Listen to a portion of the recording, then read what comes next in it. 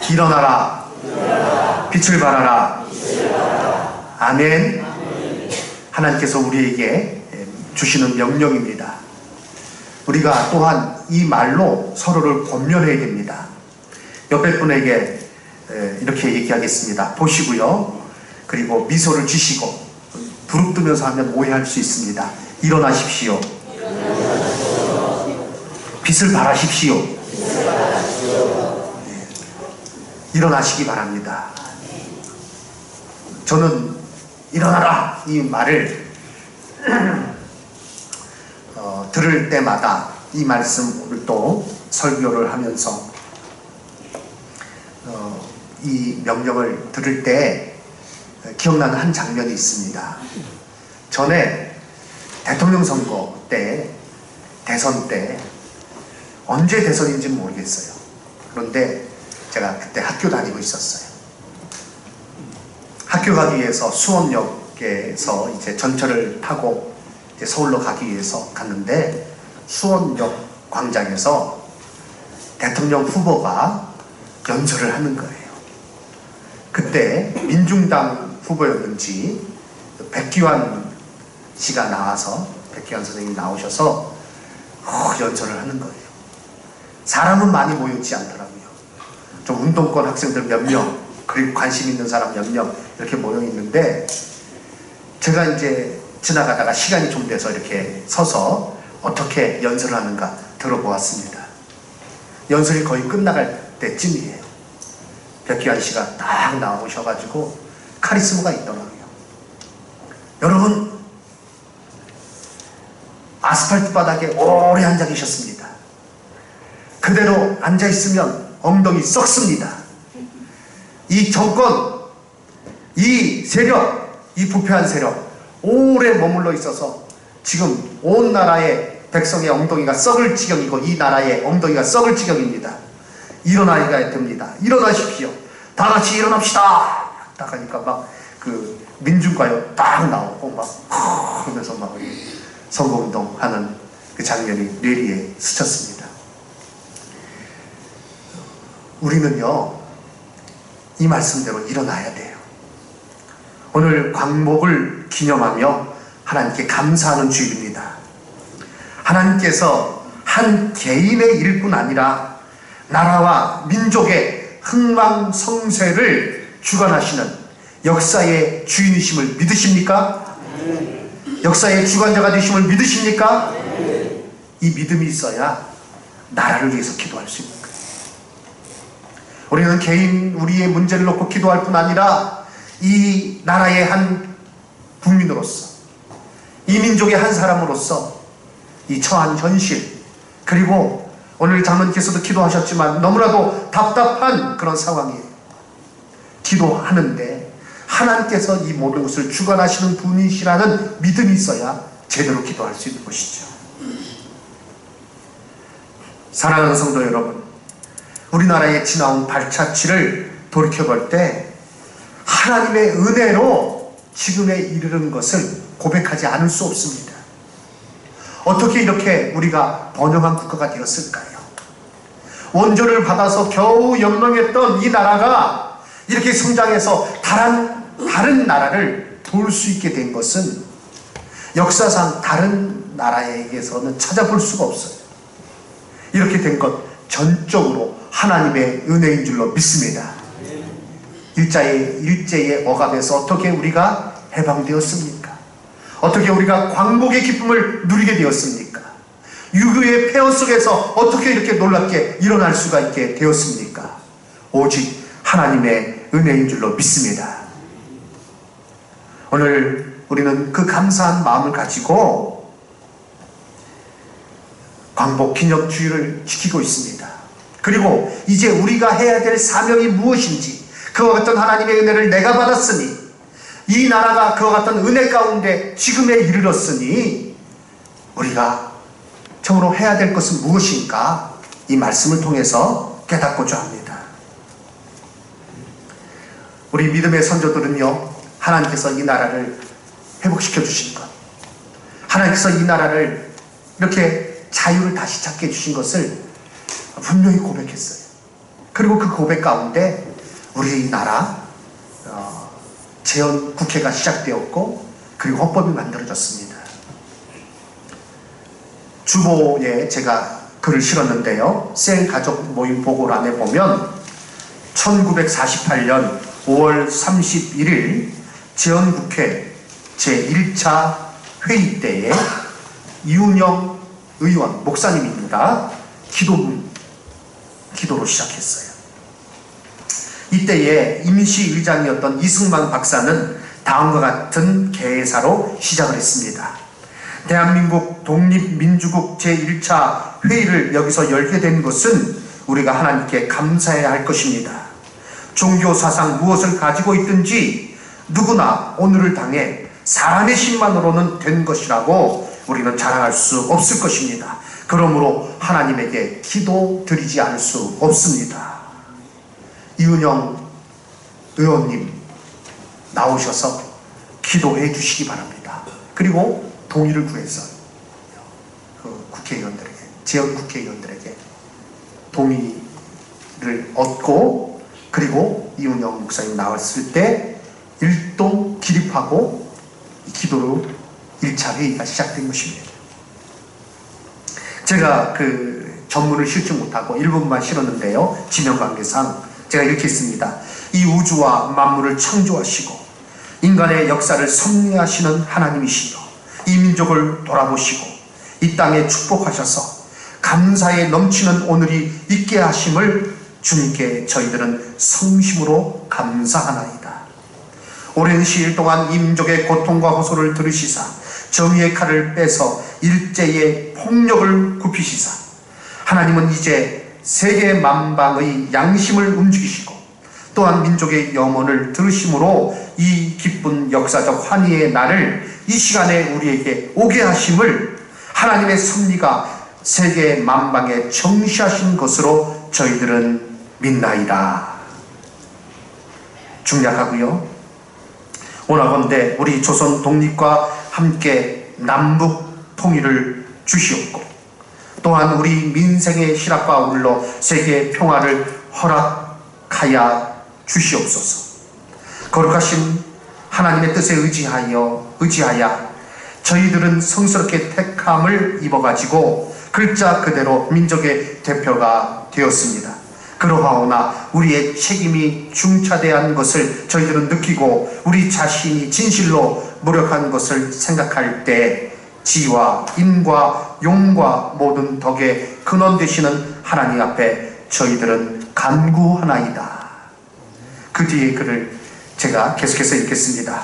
이제 이로부터 국회가 성립되어 우리 민족의 영원이 되는 모든 세계 만방이 주시하고 기다리는 우리의 모든 문제가 충만히 해결되어 또한 이로부터 우리의 완전 자주 독립이 이 땅에 오며 자손 만대에 빛나고 푸르는 역사를 저희들이 정하는 이 사업을 완전하게 하여 주시옵소서. 하나님이 이 국회를 사회하시는 의장으로부터 모든 우리 의원들에게 건강을 주시옵고 또한 여기서 양심의 정의와 위신을 가지고 이 업무를 완성하게 도와주시옵기를 기도하나이다. 역사의 첫걸음을 걷는 요날의 우리의 환희와 우리의 감격이 넘치는 이 민족적 기쁨을 다 하나님께 영광과 감사를 올리나이다. 이 모든 말씀을 주 예수 그리스도의 이름 받들어 기도하나이다. 아멘. 이렇게 기도하고 우리나라 국회가 시작됩니다. 헌법이 제정된 것입니다. 여기 기도문에서도 알 수 있는 것이 무엇입니까? 하나님께서 이렇게 기쁨의 날을 주셨다는 것. 오늘 우리는 저로 그 은혜 가운데 이와 같이 우리가 자유스럽게 그리고 이 번영된 이 나라에서 예배드릴 수 있는 것, 이것이 바로 하나님의 은혜인 줄로 믿습니다. 그 가운데 우리에게 주시는 사명이 무엇일까요? 이사야 60장 말씀을 통해서 우리가 깨닫고자 합니다. 첫 번째, 일어나 빛을 발하야 합니다. 다시 한번 크게 따라서 외쳐보겠습니다. 일어나 빛을 발하라. 하나님의 명령이 이사야 선지자를 통해서 전달되었습니다. 오늘 우리에게 전달된 것입니다. 중국어 성경을 보니 두 개의 명령입니다. 흥기, 발광, 일어나라, 그리고 빛을 발하라. 흥기, 발광, 두 단어. 원어상에도 두 가지의 명령입니다. 일어나라. 그런데 사실은 하나의 명령이에요. 빛을 발하기 위해서 일어나라는 것입니다. 예수님도 우리에게 같은 명령을 주셨습니다. 마태복음 5장 14절 이하 16절 말씀, 우리가 너무나도 잘 아는 말씀입니다. 함께 읽겠습니다. 너희는 세상의 빛이라. 산 위에 있는 동네가 숨겨지지 못할 것이요, 사람이 등불을 켜서 말 아래에 두지 아니하고 등경 위에 두나니 이러므로 집안 모든 사람에게 비치느니라. 이같이 너희 빛을 사람 앞에 비치게 하여 그들로 너희 착한 행실을 보고 하늘에 계신 아버지께 돌리게 하라. 아멘. 그렇습니다. 우리는 모두 이 명령을 마음에 새겨야 됩니다. 일어나라, 빛을 발하라. 이 명령, 예수님께서 너희는 또한 세상의 빛이다. 그 빛을 비치게 하여 그들로 너희 착한 행실을 보고 하늘에 계신 너희 아버지께 영광을 돌리게 하라. 이 말씀 우리 마음에 새겨야 돼요. 이 말씀을 통해서 우리가 빛을 비춘다는 것이 무슨 의미인지도 알게 됩니다. 하나님의 영광을 드러내는 그 삶, 그를 위해서 우리가 힘써 주님의 명령을 따라 선한 일을 행하며 하나님의 이름을 높이며 이 땅을 살아가야 될 것을 우리에게 말씀해 주고 있습니다. 우리는 이 말씀의 중대함을 깨달아야 됩니다. 각자의 생각을 따라서 취하거나 버릴 수 있는 것이 아닙니다. 이 세상에 어느 곳에 가든지 누구를 만나든지 우리는 이 명령에 따른 모습으로 살아가야 되는 것입니다. 세상이 어둡기 때문에 나도 어쩔 수 없다라고 말하지 마십시오. 빛은 그 어두움에서 자신의 존재를 더 분명하게 드러낼 수 있습니다. 드러내야만 합니다. 그것은 아주 적더라도 강력한 빛이 되는 것입니다. 강력한 능력이 되는 것입니다. 사실 어둠이 실 같을수록 그 빛의 위력은 더한 것이죠. 제가 대학 2학년 때 전방에 그 철책선에 이렇게 일주일간 병영 훈련을 갔습니다. 제가 학교 다닐 때만 해도 대학교 1학년 때는 문무대를 갔고 2학년 때는 전방에 갔는데, 전방에 가니까 낮에는 재우고 밤에는 그 병사들을 그 사병들, 기존에 근무하는 그 병사들을 쫓아서 철책선 근무를 하게 하더라고요. 그런데 한 곳에 머물러 있는 것이 아니라 계속 이렇게 1시간 단위로 이동을 하는 거예요. 자지 못하도록 하는 이유도 있고 가면서 그 철책선 이상 유무를 살피기 위한 그런 이유도 있더라고요. 그런데 이제 처음 철책선 근무 나가는데 주의사항을 가르쳐 주더라고요. 함부로 떠들지 말라는 거예요. 조용히 움직이라는 거예요. 그리고 특별히 담배 피는 사람들 절대 그 불빛이 나가지 못하도록, 그러니까 아예 담배를 피지 못하도록 그렇게 하더라고요. 어떠한 불빛, 적에게 위치를 노출시켜서는 안 된다는 거죠. 그래서 얼굴에도 위장 크림을 바르고 그리고 이제 출발시키는데요. 저희들은 다 충신대학 신학과 학생들이니까 뭐 담배 피는 사람은 없는데 기존의 사병들이 가서 뭐 여러 가지 심심하니까 얘기를 하지 말라고 또 얘기를 해요. 뭐 나는 휴가가 얼마 남았다고 얘기하고 뭐 나가면 뭘 먹겠다는 얘기를 하고 뭐 그러면서 제일 무서운 게 군견이래. 군견. 그러니까 군견도 이렇게 순찰을 돌더라고요. 아우 그 개새끼가 제일 무섭다 그러면서 세파트 정말 무섭더라고요. 근데 막 세파트가 으르르르르르면서 다니는데요. 얼마나 무서운지 모르겠어요. 근데 교육을 받으면서 절대 담배 피지 말아라. 그래도 그 기존의 병사들은 이제 담배를 가지고 피는데 어떻게 피는가 하면 철모를 벗어서 철모 안에서 이렇게 피더라고요. 야, 철모가 또 그런 용도로 쓰이더라고요. 그러면서 교육받을 때 하는 말이 밤에, 지금까지 어두운 밤에 담배 불빛 하나가 4km 밖에서 탐지된다. 4km 밖에서 그 담배 불빛을 포착할 수 있다는 거예요. 그런 절대 하지 말아라. 저는 그 얘기 듣고 깜짝 놀랐어요. 야, 그 조그만 불빛 하나도 그 어둠이 짙으면 짙을수록 그게 4km 밖에서 그걸 보는 거예요. 어둡습니다. 세상이 어둡습니다. 그러나 어둡기에 빛은 더욱더 소중합니다. 어둡다고 나는 못하겠노라 말하는 것이 아니라 그 어둠 가운데 나에게 빛을 주신 하나님 은혜에 감사하며 그 빛을 힘써 비추는 자가 되어야 될 줄로 믿습니다. 자신의 존재를 그리스도의 빛을 가지고 있는 자임을 분명히 드러내시기 바랍니다. 숨어 있어 조용히 살겠다라고 말하지 마십시오. 그것은 그리스도인의 사명을, 그리스도인의 정체성을 외면해버리는 거예요. 나는 그냥 주일에만 교회 나와서 조용히 나는 그렇게 신앙생활 하고, 그런 거 뭐 밖에 나가서 회사 다니면서 무슨 뭐 내가 그리스도인이니 내가 뭐 전도하느니 나 그런 거 딱 질색이야. 난 그렇게 하지 않을래. 아니요. 그것은 잘못된 것입니다. 하나님의 뜻은 분명합니다. 일어나라. 빛을 발하라. 일어나십시오. 빛을 발하십시오. 빛을 발하기 위해서 일어나라. 우리에게 말씀하십니다. 머물러 있지 마시고, 내 신앙생활이 머물러 있는 신앙생활이었으면 이제 처음에 서두에 그 대선 운동하는 그 후보가 말했던 그것은요, 우리 영적으로도 똑같이 적용돼요. 머물러 있으면 썩어요.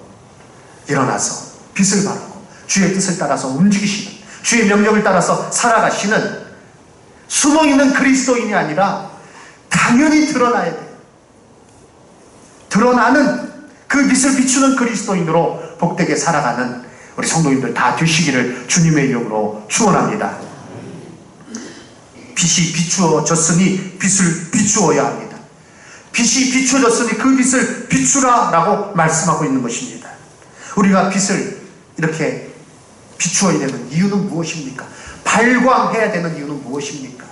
미쳐 날뛴다는 것이 아니라 빛을 발해야 되는 이유는 과연 무엇입니까? 오늘 이사야 60장 1절 말씀 보니 이는 내 빛이 이르렀고 여호와의 영광이 내 위에 임하였음이라 라고 말씀하고 있습니다. 빛이 우리 가운데 있기 때문에, 그 빛이 비추어졌기 때문에 우리가 이렇게 빛을 발해야 된다라고 말씀하고 있습니다. 할 수 있는 능력도, 해야 되는 이유도 바로 여기에 있습니다. 본문의 내용은 예수 그리스도께서 이 땅에 오심으로 성취가 되었습니다. 예수님께서는 요한복음 8장 12절 말씀에 나는 세상의 빛이니 나를 따르는 자는 어두움에 다니지 아니하고 생명의 빛을 얻으리라 라고 말씀하셨어요. 예수님께서 이 땅에 생명의 빛으로 오셨기에, 그 빛을 우리에게 비추어 주셨기에 우리는 빛의 자녀가 되었고, 이제 빛의 자녀로서 하나님께서 우리에게 요구하시는 것은 무엇인가? 그것을 비추라는 것입니다. 우리는 빛이신 예수 그리스도로 말미암아 빛을 얻었습니다. 그렇게 그 빛을 비추어야 되는 것입니다. 일어나서 빛을 비추기 위해서 힘써 일어나야 되는 것입니다. 특히 믿음의 자녀로, 또 이 나라의 백성으로 우리는 참으로 나에게 빛을 비추어 주시고, 또한 이 민족을 사랑하여 주셔서 일제의 억압 속에서 다시 해방을 주신 것, 자유를 주신 것. 그래서 우리가 그 날을 광복이라고 표현하지 않습니까? 광복절을 지키고 있지 않습니까? 그 빛이 우리에게 비추어졌습니다. 하나님의 은혜입니다. 역사적으로 생각해 보십시오. 우리의 그 모든 힘으로 이 광복을 얻을 수 없었어요. 일제가 처음에는 융화 정책을 폈습니다. 그래서 우리나라의 문화도 존중해주고, 또 어떤 자치권도 일정하게 인정해주고, 그러나 독립운동이 계속 일어나는 가운데 그 방향을 바꿨어요. 민족 정신의 말살 정책을 폈어요. 한글을 학교에서 가르치지 못하게 했어요. 쓰지 못하게 했어요. 일본말만 쓰게 했어요. 사람의 성을 바꾸도록 했어요. 모든 제도, 모든 것들 다 일본화시키는 그런 가운데 독립운동하는 사람들은요, 이 광복되기 전에 가장 핍박이 심했던 때 그들은요 옥에 갇히고 고문을 당하고 그러면서 이 민족 참 어떻게 될 것인가 걱정 많이 했고, 믿음의 사람들은 그 감옥 속에서 하나님 앞에 부르짖었던 것입니다. 많은 사람들이요 광복을 보기 몇 달 전에 차가운 형무소에서 목숨을 잃었어요. 하나님 앞에 기도하면서. 그러나 이 땅의 이 안타까운 현실, 저는 어떻게 해결될 것을 그 기비는 보이지 않는 가운데 안타까운 마음으로 그들은 부르짖었습니다. 그런데 하나님께서 놀랍게 응답해 주신 거예요.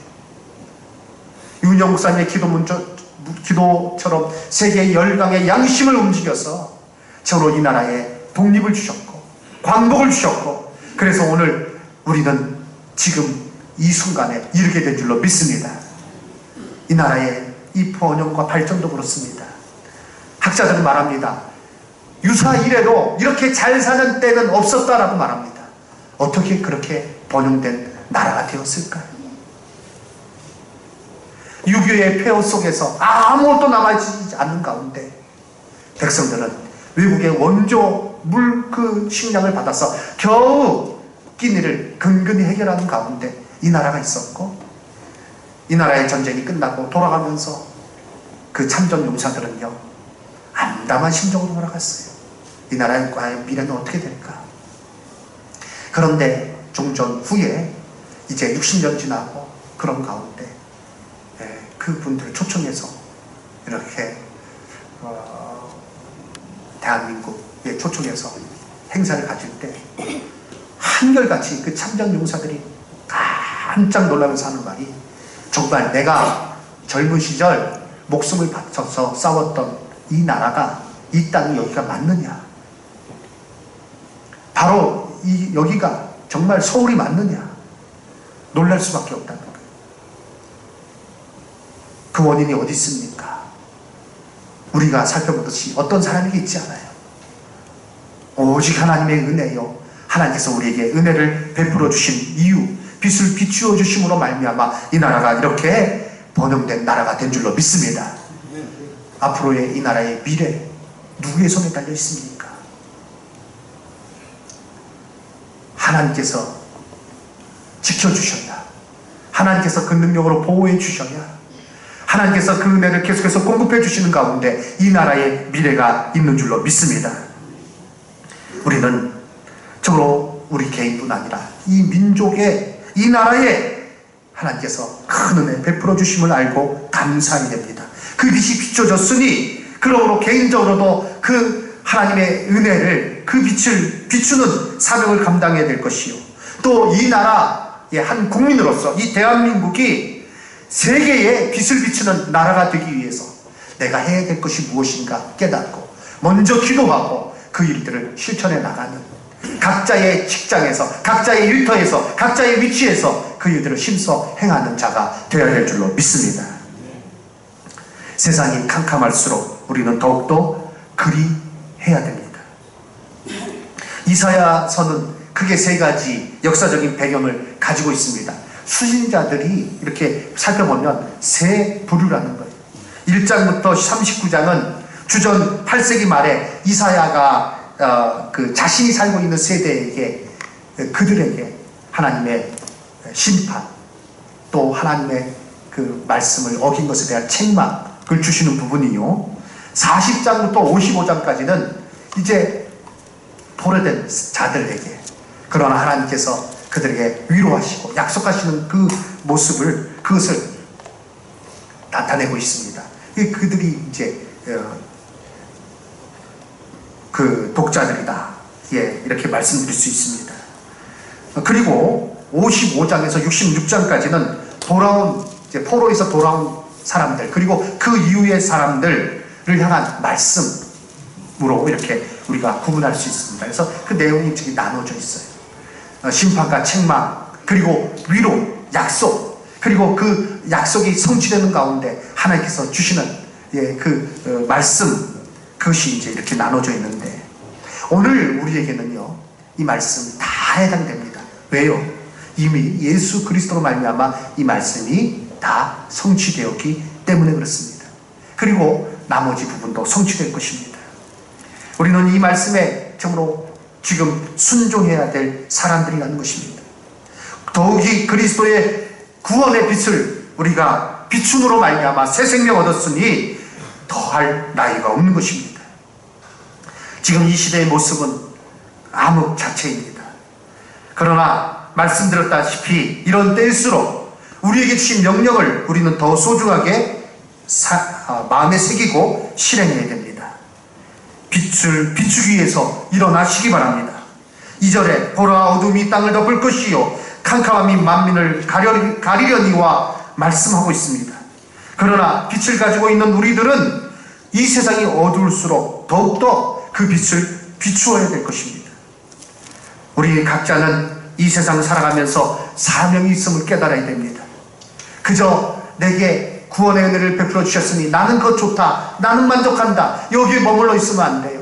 나를 그렇게 하나님의 자녀가 되게 하신 이유, 그 어둠에서 건져내어 빛으로 살게 하신 이유가 무엇인지를 깨닫고 우리의 있는 현실 속에서 또 하나님께서 이 나라에 부어주신 그 은혜를 생각하면서 그 가운데 내가 빛을 비추는 사람으로서 해야 될 것은 무엇인지 우리가 깨닫고 실천하며 살아가는 자가 되어야 될 줄로 믿습니다.